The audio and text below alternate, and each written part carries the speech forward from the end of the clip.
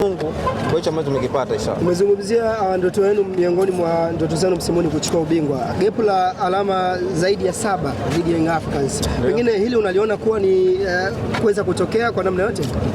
Mpira chochote kile kinaweza kutokea. Kwa kila mtu anacheza mechi zake na ukiangalia mpaka sasa hivi hatujapoteza mechi yote. Kubwa tuna focus na kile ambacho tunakielekea. Kwa hatujapoteza malengo yetu, hatujapoteza focus yote kwenye mchezo wetu na malengo ambayo tumejiwekea. Kwa hiyo naamini kwa magepu na nini chochote kwenye football kinatokea. Mashabiki wa Zidane pengine watarajie nini kuelekea katika mchezo unaofuata? Kikubwa aendelee kunisupport, of course amekuwa na mimi bega kwa bega kuanzia first time, na mimi naahidi kwa matangazo kupambana kwanza mwanzo hadi mwisho, sitaangusha kwa kweli. Shukrani sana. Asante. Naibu.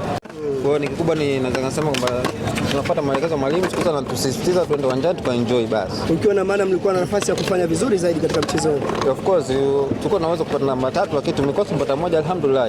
Mchezaji gani ambaye alikuwa changamoto sana kwako kwa upande wa Young Africans kwa leo? Mimi sidhani kama kulikuwa na changamoto. Tulikuwa kila mchezaji ambaye amefanya kazi yake kwa 100% kwa level yake.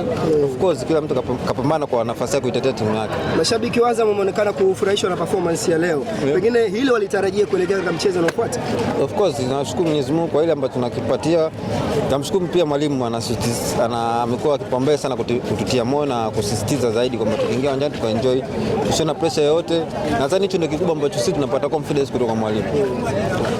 Mwalimu wapi pressure? Hapana kabisa. Mwalimu anataka kabisa, yani hataki kabisa pressure kwa mchezaji yoyote, anataka mpira uende uwanjani ukaenjoy basi.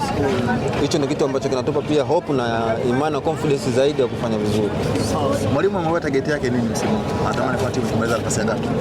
Target ya mwalimu sisi kama Azam target kubwa ni kupambania ubingwa. Hicho ndio kikubwa. Yani out of hapo ni kupambania ubingwa. Kipindi cha kwanza tumeona mmetengeneza nafasi nyingi, lakini ilikuwa changamoto kwa kuweza kutumia. Ilikuwa nini? Kwanza katika mpira kikubwa kwanza ni kutengeneza nafasi.